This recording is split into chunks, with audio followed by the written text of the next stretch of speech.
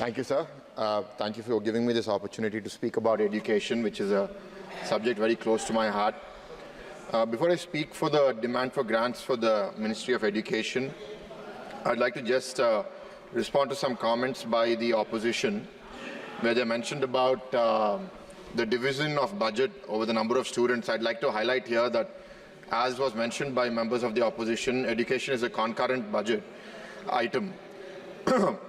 It's a concurrent subject, and whatever budget is being spent by the central government is on central government institutions and not on state government institutions and not on private institutions. So the number should be divided by students and faculty members and staff that are in central government institutions. And any drop in the number of schools, amount of budget that is being spent, I think every state is accountable to speak about it, because schools are largely run by state governments and not by central government. So I think we should be careful about how we attribute blame. And I think in this changing world, it's very important for us to recognize what is the role of government. Is it to spend money only, or is it also to enable? I think there's a balance between the both. It is to regulate, is to create good policies for the growth of the education ecosystem, and for those who can afford it, providing high quality education. And for those who can't, I think the government should step in and invest into the future of such citizens of India. So with this prefacing comments, I'd like to get into the demand for grants for the Ministry of Education. I'm only speaking about the Ministry of Education, not commenting on the budget for skill development or entrepreneurship. And I would like to get into specific points appreciating the government. I think overall, the budget has increased from about 1,12,000 crores to 1,20,000 crores over the last year. And I think that's about a 7% increase. We're beating inflation, but as a fellow educator myself, I always hope that we are able to give more money to education, and I think that will keep happening. Going into specific issues, I think the Kendriya Vidyalaya Sangathan, the increase of 11% from 8,300 crores to 9,300 crores is reinstating this strong commitment to enhancing these quality schools in India. The PM Shri program was mentioned. The budget has been increased from 4,000 to 6,050 crores from last year. And this is a strong commitment to enhancing the educational infrastructure and quality across India. Currently, about 10,855 schools have been impacted across 763 districts. And there's a target of impacting more than 14,500 schools through this program. I'd like to also appreciate the STARS program budget, which is largely to improve teacher effectiveness through specialized teacher training. And right now we've got about 3,75,000 schools impacted, 15 lakh teachers trained through this program, and about 4,40,000 crore students who have benefited across 6 states. I mentioned this in my speech on the budget, and I think I'd like to mention it again here on education. I'd like to specifically appreciate the e-vouchers being provided to about 1 lakh students every year to secure loans of up to 10 lakhs to pursue higher education in domestic institutions, and the 3% interest subvention on student loans. On higher education, a subject very close to my heart, the budget has increased by 8% since last year. And two aspects in particular: the budget to world-class institutions like the Institutes of Eminence has increased by 20% from 1,500 crores to 1,800 crores this year. And the support to central universities has increased by a large 38% from about 11,500 crores to close to 16,000 crores now. The one thing I'd like to request here, sir, is while the allocation has increased overall, the budget for the Central University of Andhra Pradesh and the Central Tribal University of Andhra Pradesh, which are subjects of the AP Reorganization Act, have been subsumed into the larger support to central universities. I request that the budget, whatever has to be allocated to these two specific universities in Andhra Pradesh, continue as expected in the Act, and we are supported to establish them as soon as possible. I'd like to then go over the achievements of NDA over the last 10 years. I think one of the foremost things has been the new education policy that was announced about 4 years ago, and various aspects of implementation are between the states and the center. There's a huge responsibility on the state governments, on the central government, to really see this into reality, because the language of the NEP, as an educator myself, is something that I'm really looking forward to seeing in reality. what are the achievements of the central government? Speakers of the government and representing the BJP have spoken also about the number of universities that have increased from 700 to 1100, number of colleges that have increased from 37,000 to 44,000, the number of central government institutions, the institutes of national importance have doubled from 75 to about 149 in 2020-21, and more have come in the last 2-3 years.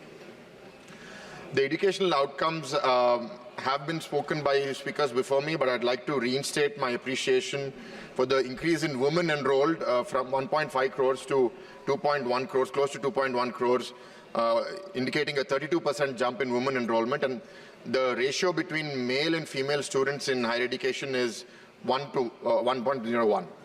So that's a fantastic improvement, and that means that more women are actually coming into education than before. And I appreciate the government's efforts in achieving that. The seventh pay that was implemented in 2016 for faculty and teacher salaries and staff salaries across institutions in the state and the center, I think has done a great job in making education an attractive employment opportunity for citizens of India. We run a private university and we pay salaries, and we are constantly competing with government institutions on attracting talent. And we still fight for talent vis-a-vis those who go to institutions like the IITs and the IIMs. And I think the benefits that the government provide and the stability that the government provide really attract high-quality talent into educational institutions in the government. The private sector is growing. As was mentioned, about 50% of the students and faculty are in private sector institutions. But I fear that many private institutions are not able to recruit faculty at the quality that the government institutions are able to. Another measure that has come about a decade ago is the NIRF, the rankings for institutions across the country. And now I think it's made a very clear race for institutions everywhere that if you want to recognize, you want to get recognition, you want to get access to funding, you need to do well on these rankings. I want to request the government to pay more attention to this one aspect where I think we've reached a good place now, but I'd like it to become more qualitative in the future so that there are some metrics which reward you for quantitative growth, which is good, but once we've reached some quantitative level of success, I think the emphasis on quality, whether it be the quality of publications, the quality of PhD, is going to be the next level for NIRF to lead institutions to the global rankings. There are some institutions in the global 200 rankings from India today. There can be many more. I think we're well underway in that direction. I think the evolution of NIRF is going to help us get in that direction. Coming to some requests, sir, for our state to begin with. The Ministry of HRD has, sir, I'm the only speaker from my party, so I think we have about 20 minutes.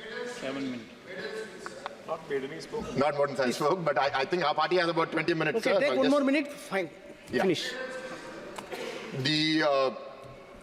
For the state of Andhra Pradesh, for a university in my parliament, Andhra University was committed to provide about 1,000 crores over the RUSA, Rashtriya Uchchatar Shiksha Abhiyan program.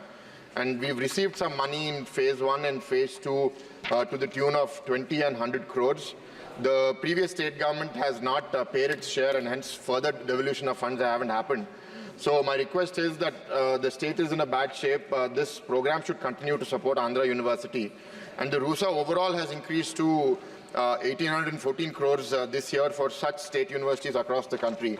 I appreciate the intention of the government to keep taking that forward. Again, coming back to the Central University, the Central Tribal University of Andhra Pradesh, the IIM, IIT, NIT, ISER, all central government institutions, many of which are in various stages of completion. I request the Ministry of Education and the government to continue allocating funds in a speedy manner, and whatever support is needed from the state government, we will provide it. I'd like to highlight the Central Tribal University in particular, where a campus was allocated in my parliament during our regime between 14 to 19 in the state, when Mr. Chandrababu Naidu was the chief minister.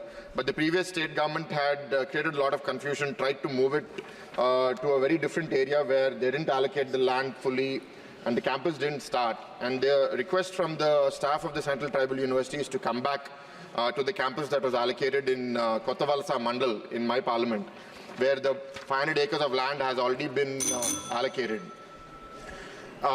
I'd like to end with recommendations to the government on certain points. One is the One Nation, One Subscription initiative, where you give access to journals to institutions across the country.